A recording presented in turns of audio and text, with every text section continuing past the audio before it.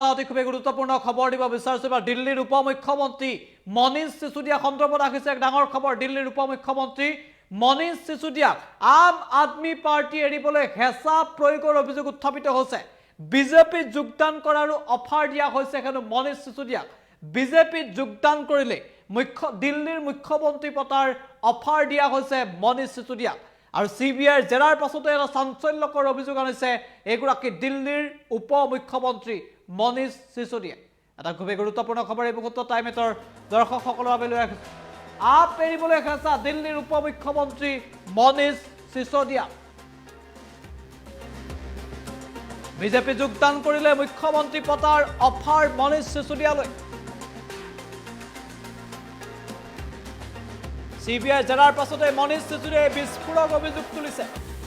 CBI জেৰা চলোৱাৰ পাছতে বিস্ফোৰক অভিযোগ আনিছে মনীষ সিসোদিয়া। সিবিআই জেৰাত দিল্লীৰ উপমুখ্যমন্ত্ৰী মনীষ সিসোদিয়াক আপ এৰিবলৈ হেঁচা প্ৰয়োগৰ অভিযোগ। এই কথা নিজেই স্বীকাৰ কৰিছে মনীষ সিসোদিয়াই।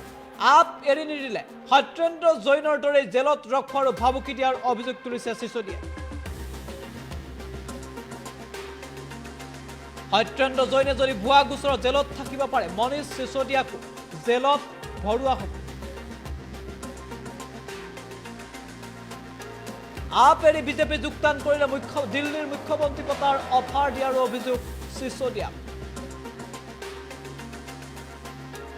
9 ঘণ্টা ধৰি চলা সিবিআইৰ জেৰাৰ পাছতে সংবাদ মাধ্যমৰ সন্মুখত সিসোদিয়াৰ বিস্ফোৰণ। এই সমগ্ৰ প্ৰক্ৰিয়া বিজেপিৰ অপাৰেশ্যন লতাছৰ অধীনত হোৱা বুলি অভিযোগ তুলিছে মনীষ সিসোদিয়া। সংবাদ মাধ্যমৰ আগত নিজে এই কথা প্ৰকাশ কৰিছে সিসোদিয়াই। আৰু মনীষ সিসোদিয়াৰ মন্তব্যক লৈ দিয়া ব্যাপক প্ৰতিক্ৰিয়াৰ সৃষ্টি হৈছে। কি কৈছে মনীষ সিসোদিয়াই? মন্তব্য আহি পৰ্যায় আগবঢ়াইছে।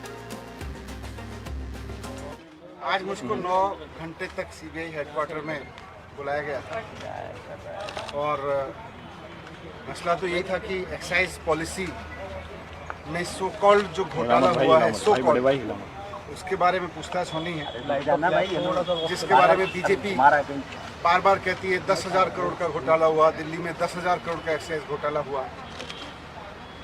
लेकिन आज मैंने सीबीआई में जाके देखा, मैंने देखा कि कोई घोटाला तो वहाँ है ही नहीं। घोटाले की तो कुछ मसला ही नहीं है वहाँ पे। सारा केस फर्जी है, मैं जानता हूँ सारा केस फर्जी है। और आज मैंने सीबीआई में 9 घंटे की पूछताछ के दौरान 9 घंटे जो मैं रहा वहाँ पे, वहाँ भी मैं समझ गया कि किस तरह से सारा केस फर्जी है और किस तरह से इन्होंने पूरी साजिश की गई है। आज मुझे समझ में आया कि इन्होंने सीबीआई में केस किसी घोटाले की जांच के लिए नहीं करा रखा। इन्होंने सीबीआई में जो मेरे खिलाफ केस करा रखा है वो दिल्ली में एक्चुअली ऑपरेशन लोटस को कामयाब करने के लिए करा रखा है। ये बात पहले भी मुझे बाहर से समझ में आ रही थी, लेकिन आज अंदर जाके सीबीआई के हेडक्वार्टर में 9 घंटे तक मेरे को और समझ में आई कि किस तरह से भारतीय जनता पार्टी सीबीआई जैसी एजेंसीज को अनकॉन्स्टिट्यूशनल तरीके से, असंवैधानिक तरीके से, गलत तरीके से दबाव बनाने के लिए यूज कर रही है। एक्साइज पे बात हुई, लेकिन मुझे आश्चर्य हुआ कि वहां भी साइड में मुझ पे दबाव बनाया गया कि आप छोड़ दो, आप में क्यों हो। मैंने कहा क्यों? बोले ये केस आपके ऊपर ऐसे चलते रहेंगे, नहीं तो। मैंने कहा इस केस में तो है नहीं, ये तो खत्म हो जाएंगे। तो मुझे कहा गया कि साइड में कि सत्येंद्र जैन के पास कौन से केस हैं, सत्येंद्र जैन के ऊपर कौन से सच्चे केस हैं, वो भी चल रहे हैं। 6 महीने वो जेल रह सकते हैं तो 6 महीने आप भी रह सकते हो। तो मैंने कहा बीजेपी तो बहुत गंदी पार्टी है, मैं उसके लिए आप थोड़ी छोड़ सकता हूँ। तो मुझे कहा गया कि नहीं देखो ये केस तो ऐसे चलते रहेंगे, दूसरा फायदा आपको लोग मुख्यमंत्री भी बनाएंगे फिर। तो मैंने कहा ये मुख्यमंत्री बनने के लिए थोड़ी आया हूँ, मैं तो शिक्षा के लिए आया हूँ। राजनीति में हम आना नहीं चाह रहे थे, हम तो शिक्षा के लिए आए हैं, ईमानदारी से काम करने के लिए